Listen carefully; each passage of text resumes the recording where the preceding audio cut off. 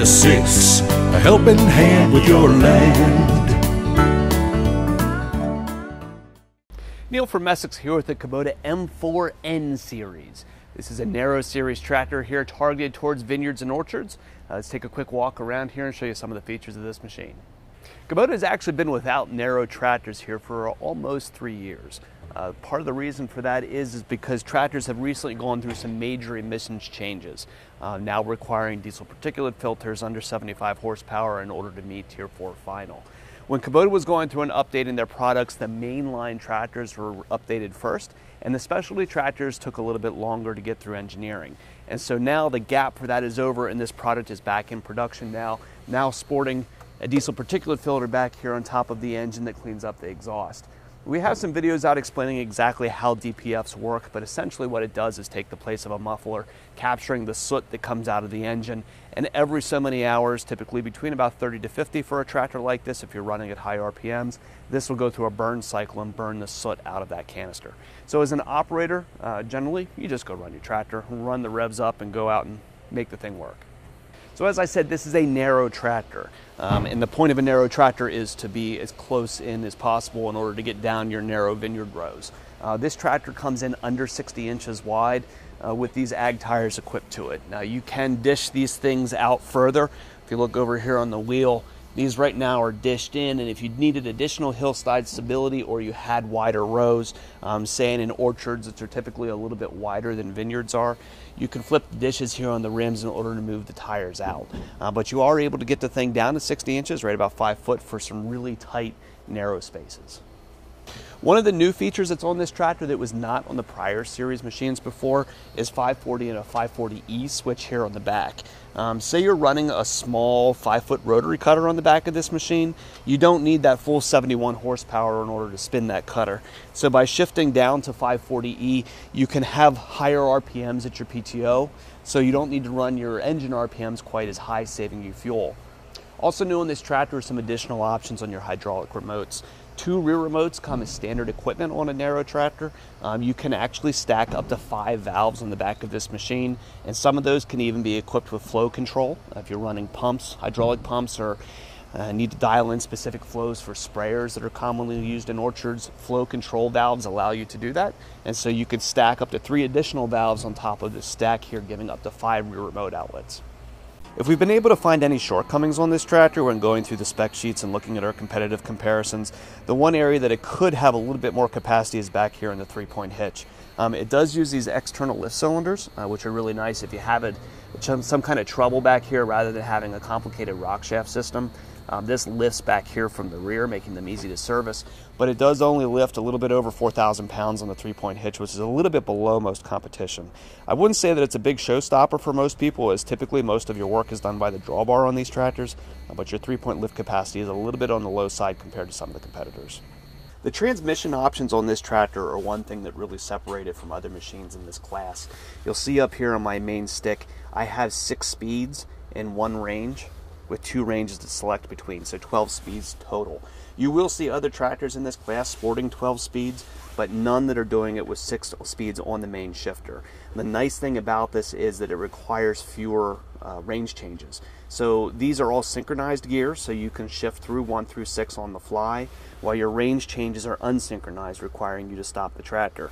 So by having 6 gears on the main shifter, you're able to shift between more speeds without having to make range changes as often.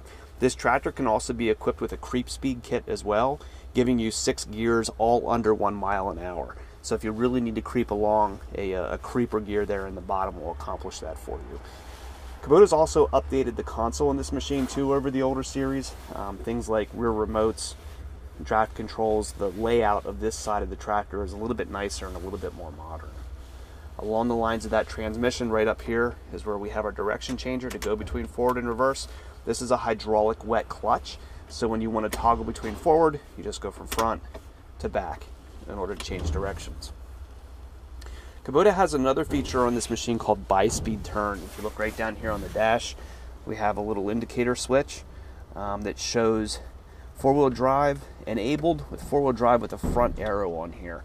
You can show you the front axle here. There's a little sensor on the front axle that when the thing reaches a particular steering angle, it actually will shift up the front tires, causing them to spin more quickly. What that will do is when you reach the end of your rows, it'll pull the front end of the tractor around, allowing you to make a much tighter turn and get back into the next row without having to make a wide angle turn. So as we continue around the back of the console here, we have a couple more switches. Some electrical sockets for things like guidance monitors, a place to plug in your cell phone, PTO engagement, which can just be turned on and off, and those flow control valves back here at the rear. The two remotes that are on here are your flow control remotes, and those adjustments can be made right here from the cab by dialing these up or down.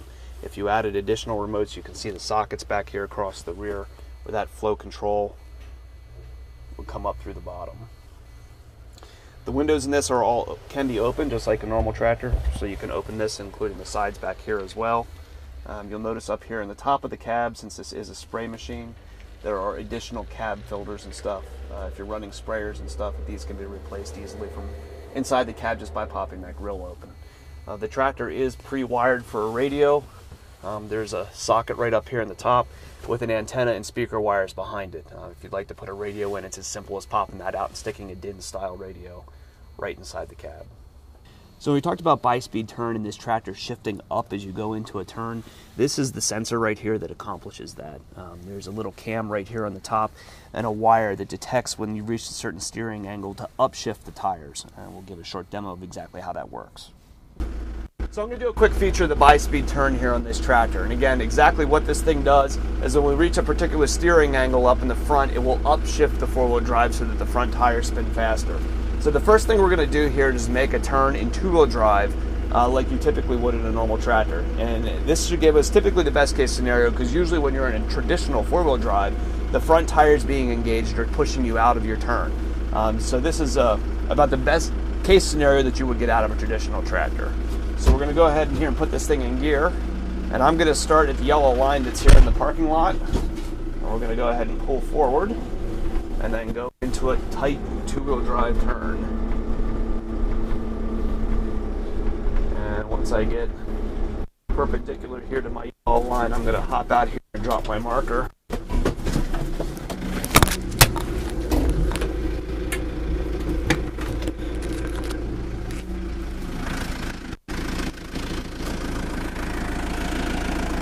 So I'm going to hop out here and take my BX Series filter kit that we get from our friendly parts department, and we're going to drop it right back here at my rear tire.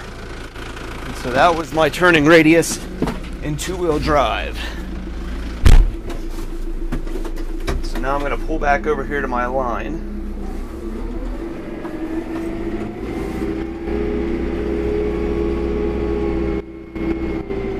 And engage BiSpeed Turn. So we're right here on our line. I'm going to reach up here in the dash and flip the switch to BiSpeed. I'm going to come out here and crank this thing around.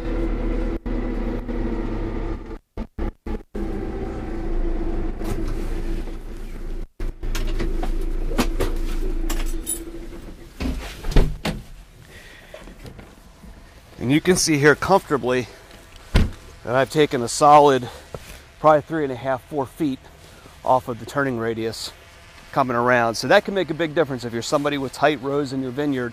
Rather than having to go out and make a big wide turn, that extra 3.5, 4 feet that you took off your turning radius may enable you to steer right into the next row rather than having to make a lot of wide turns at the ends. We're really happy to have these tractors back in the product line here at Messick to serve our orchard and vineyard customers that are all around us here. This tractor here that we walked around is an M4-071. There's also an M5 series tractor that will sit on a slightly larger frame to give you a little bit more machine, and those I believe come in at 91 and 111 horsepower. Once we have one of those in stock, we'll do a walk around on that as well. If we can help you with a machine like this, give us a call here at Messick. We're available online at www.messick.com or at 800-222-3373.